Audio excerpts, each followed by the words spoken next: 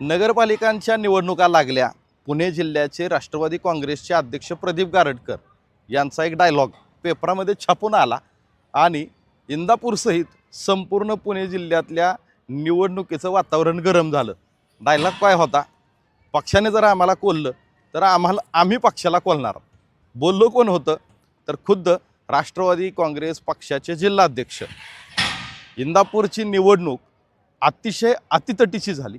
इंदापूरचे नगराध्यक्ष नवनिर्वाचित असलेले भरतशेठ शहा अवघ्या 127 मतांनी निवडून आले.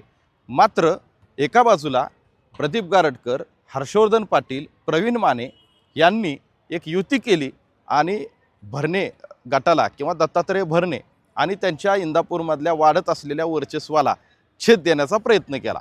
तो अयशस्वी ठरला. आता ह्या सगळ्या गोष्टींमुळं इंदापूरच्या राजकारणामध्ये नेमक्या काय काय घडामोडी घडणार, इंदापूरचा निकाल नेमका असा का लागला आणि सगळ्यात महत्त्वाचं इंदापूरकरांनी प्रदीप गारटकरांना का कोल्लं, हे सविस्तर व्हिडिओच्या माध्यमातून आपण पाहणार आहोत. नमस्कार, मी आहे मच्छिंद्र टिंगरे आणि तुम्ही पाहताय जाहीर सभा. पुणे जिल्ह्यातली सगळ्यात हाय व्होल्टेज निवडणूक म्हणून इंदापूरच्या निवडणुकीकडे पाहिलं गेलं. स्वतः अजित पवार यांच्या पक्षाचे जिल्हाध्यक्ष असलेले प्रदीप गारटकर यांनी बंडखोरी केली. त्यांचं कारण असं होतं की अजित पवार यांनी इंदापूरमध्ये पैसेवाला उमेदवार द्यायचा असं ठरवून आयात उमेदवाराला उमेदवारी दिली.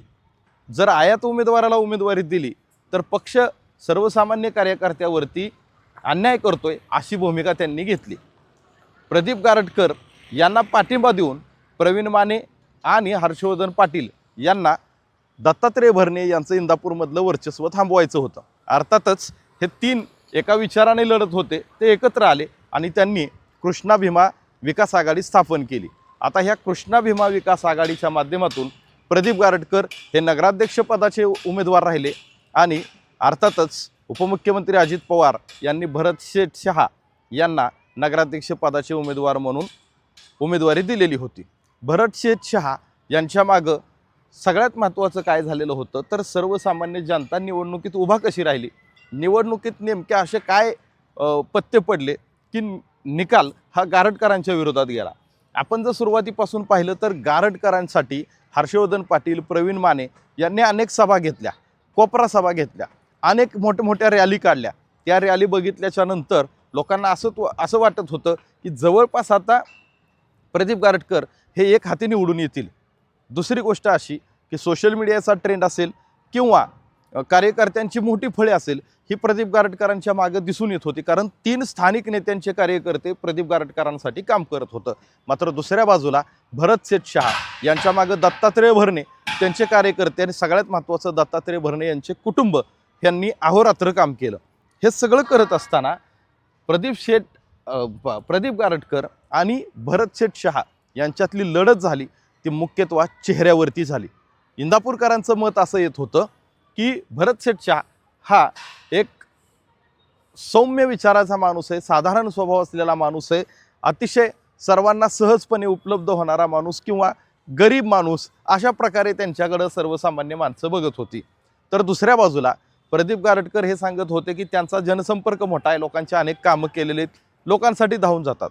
प्रचारामधले मुद्दे हे स्थानिक राजकारण आणि कळीचे मुद्दे ठरायला लागले. दोन्हीही नेत्यांकडून त्यांच्या प्रतिष्ठेचा प्रश्न निर्माण झालेला होता. अर्थात इंदापूरच्या निवडणुकीमध्ये काही उमेदवार म्हणजे जवळपास 14 उमेदवार हे राष्ट्रवादी काँग्रेसचे निवडून आलेले आहेत. आता 14 उमेदवारांच्या निवडणुकीमागं अगदी 100 मतांचा जरी लीड धरलं तरी जेवढं लीड भरतशेठ शहा यांना पाहिजे होतं ते लीड मिळालं नाही. पण शेवटी निवडणुकीतला विजय हा विजय असतो, भले तो 1 मताने का असेना. एकंदरीतच प्रदीप गारटकर यांची भाषणं आक्रमक जरी झाली तरी ती सर्वसामान्य माणसाला पटत नव्हती. प्रदीप गारटकरांचा आक्रमकपणा सुद्धा लोकांना पटला नाही असं देखील स्थानिक इंदापूरकरांचं मत आहे. त्याच्यामुळं येणाऱ्या काळामध्ये आता इंदापूरमध्ये खुद्द दत्तात्रय भरणे यांनी वेगवेगळ्या निधीच्या माध्यमातून आपण विकास करणार असल्याची आश्वासनं दिलेली आहेत. भरतशेठ शहा हे असतानाच गर्भश्रीमंत आहेत आणि ते भ्रष्टाचार करणार नाहीत असा एक लोकांचा, इंदापूरकरांचा सगळ्यात महत्त्वाचा मानस होता की भरतशेठ शहा यांना भ्रष्टाचार करून पैसा कमवण्याची गरज नाही. त्याच्यामुळं सर्वसामान्य न्यूट्रल जो मतदार आहे तो मात्र भरतशेठ शहा यांच्या पारड्यात पडलेला आपल्याला पाहायला मिळतो. आता इंदापूरच्या नगरपालिकाचा हा जो निकाल आहे तो येणाऱ्या काळात जिल्हा परिषदांवरती त्याचा परिणाम होईल.